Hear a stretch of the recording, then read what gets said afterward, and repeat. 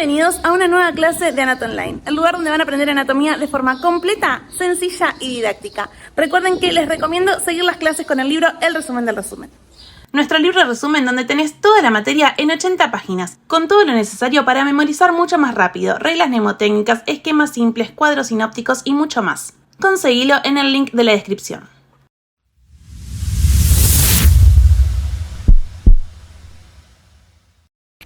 Bien chicos, lo que les propongo ahora es que pongan pausa a este video, copien el cuadrito y seguimos. Bueno, entonces, si ya estás viendo es porque ya le pusiste pausa, ya copiaste esto, te voy a explicar qué es este cuadro, que es un resumen perfecto para que vos después de acá repases diafragma, ¿sí? El diafragma es un músculo. Como todo músculo va a tener una porción carnosa y una porción tendinosa, que en este caso se llama centro frénico. Yo lo voy a dibujar en dos veces, ¿sí? Les voy a dibujar por un lado el centro frénico y por otro lado la porción carnosa. Pero obviamente el diafragma es uno solo, ¿sí? Pasa que les dibujo así para que se entienda bien. Esta sería una vértebra más o menos L1 aproximadamente. Este sería el esternón. Y acá tendríamos L1, en realidad T12, para que se vean las costillas bien. Pero bueno, más o menos T12, L1. Y acá también tenemos el esternón y lo mismo. El dibujo va a ser del mismo diafragma, pero se los voy a dibujar en dos partes a fines prácticos. Primero vamos a ver el centro frénico, ¿sí? El centro frénico, que como vemos acá, está formado por dos tipos de fibras. Fibras fundamentales y fibras de asociación. Tienen que saber del centro frénico, que es la porción central del diafragma y que tiene forma de trébol, ¿sí? Forma de trébol. Y está conformado por entonces dos tipos de fibras. Por un lado, las fibras sagitales. Las fibras sagitales tienen esta orientación.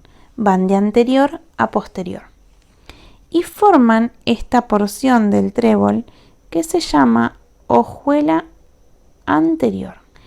Y después tenemos otras fibras que son las fibras oblicuas.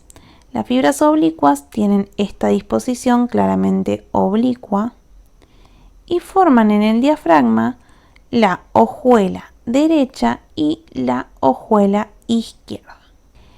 Entonces las fibras fundamentales son las que le dan forma al centro frénico. Después vamos a tener las fibras de asociación, que también se llaman cintillas semicirculares, porque tienen forma de semicírculo.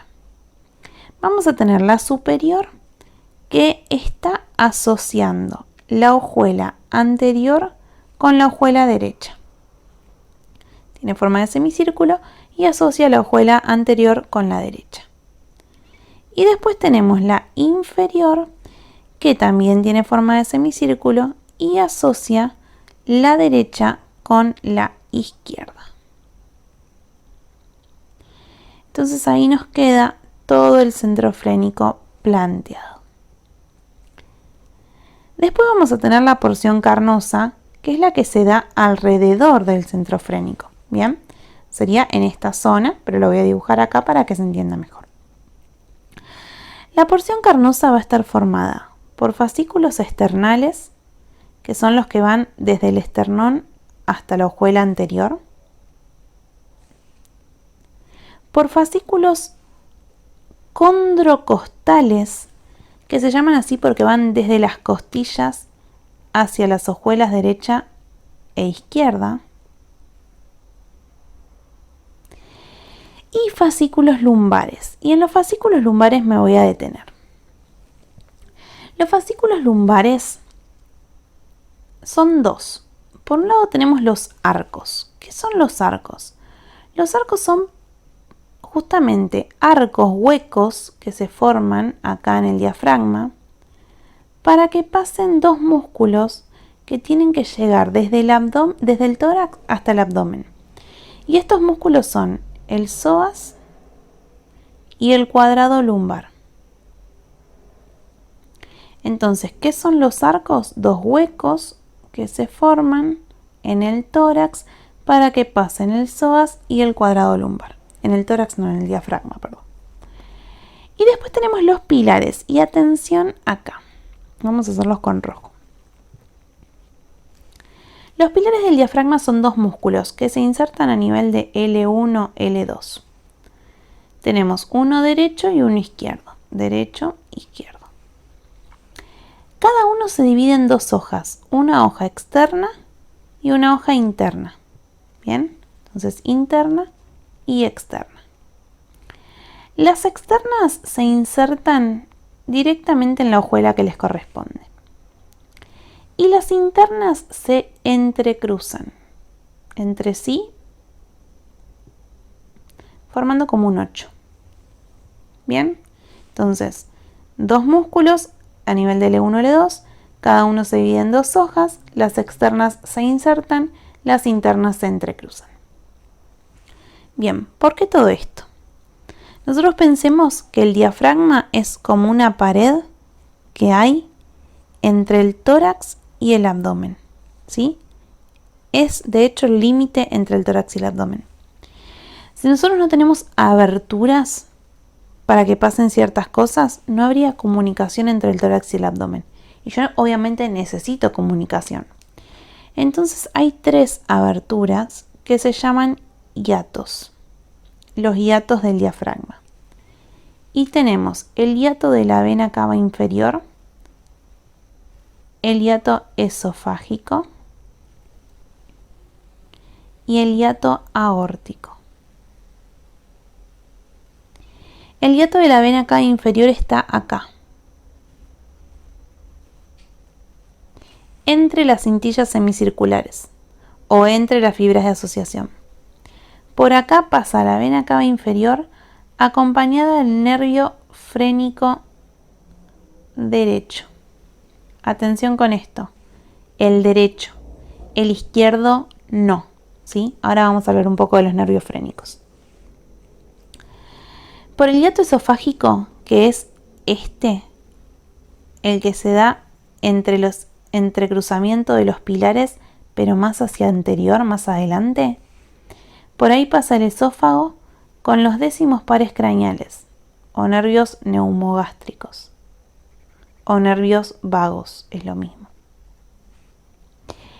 Y el hiato aórtico, que es que se da hacia posterior, por ahí pasa la aorta con el conducto torácico, que es el que vimos en linfáticos, y con la vena ácigos mayor, que es la que vimos en drenaje venoso. Entonces, este es el diafragma, es súper importante. El diafragma está irrigado por las arterias diafragmáticas superiores e inferiores que vimos en las clases de irrigación. Y el diafragma está inervado por los nervios frénicos. Voy a decir algo de los nervios frénicos. Los nervios frénicos son dos, uno derecho y uno izquierdo, que nacen del plexo cervical. Bien, que vamos a ver mejor en la clase de plexos. El nervio frénico derecho viene corriendo, inerva al diafragma y después de inervar al diafragma pasa por el hiato junto con la vena cava inferior y se va para el abdomen. Este es el tórax y este es el abdomen.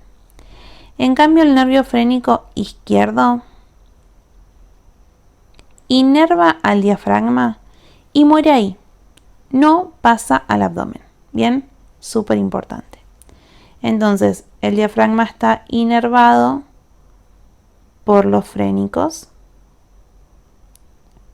y está irrigado por las arterias diafragmáticas, tanto la superior como la inferior que vimos en la clase de irrigación. Tengan en cuenta que a los nervios frénicos también se lo pueden llamar diafragmáticos y que a las arterias diafragmáticas también se las puede llamar frénicas. Siempre que hablamos de frénico, hablamos de diafragma, son lo mismo. Y con esto terminamos, chicos, todo lo que es sistema respiratorio.